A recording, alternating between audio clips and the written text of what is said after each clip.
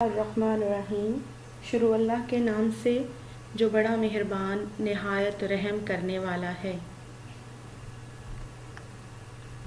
دوسروں کی مدد کرو چاہے وہ مدد کتنی ہی چھوٹی کیوں نہ ہو، اس سے اللہ تعالیٰ خوش ہوتا ہے اور آپس میں پیار اور محبت بڑھتا ہے۔ السلام علیکم پیارے بچوں، فہرست کو دیکھتے ہوئے ہم صفحہ نمبر 1 کھولیں گے۔ پچھلی ویڈیو میں ہم نے حمد کے پہلے 4 اشعار کی تشریح کی تھی۔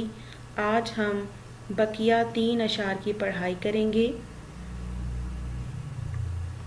جو کہ اشعار نمبر 5 تا 7 ہیں۔ ہم ان اشعار کے الفاظ، معنی اور مفہوم پڑھیں گے۔ شعر نمبر 5 ہے: جاڑا گرمی بہار برسات، ہر رت میں نیا سما نئی بات۔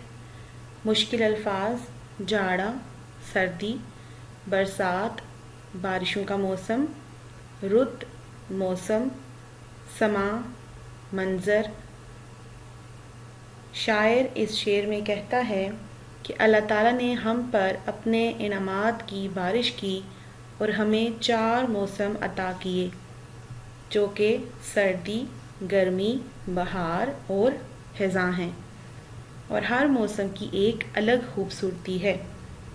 اللہ تعالیٰ نے ہر موسم کے مطابق سبزیاں، پھول، پھل اور میوے لگائے۔ اللہ کی نعمتوں کا جتنا بھی شکر ادا کریں کم ہے۔ شعر نمبر 6: مٹی سے خدا نے باغ اگائے، باغوں میں اس نے پھل لگائے۔ اس شعر میں کوئی مشکل لفظ نہیں کیونکہ سارے الفاظ آسان استعمال ہوئے ہیں، اس لیے اس کا مفہوم پڑھتے ہیں۔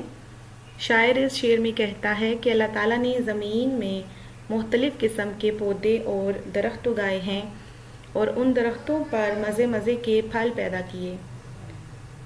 ہر موسم کے مطابق اللہ تعالیٰ نے انسان کے لیے پھل، پھول، سبزیاں اور میوے پیدا کیے تاکہ ہم ان سے لطف اٹھا سکیں۔ شعر نمبر 7: ہر شے اس نے بنائی نادر، بے شک خدا ہے قوی و قادر۔ مشکل الفاظ: نادر قیمتی، قوی و قادر طاقتور اور حکمران۔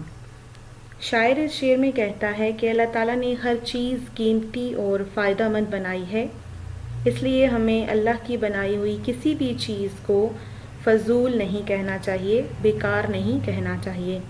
بے شک اللہ تعالیٰ ہر چیز پر طاقت اور قدرت رکھنے والا ہے، کیونکہ تمام کائنات کو چلانے والا صرف ایک خدا ہے۔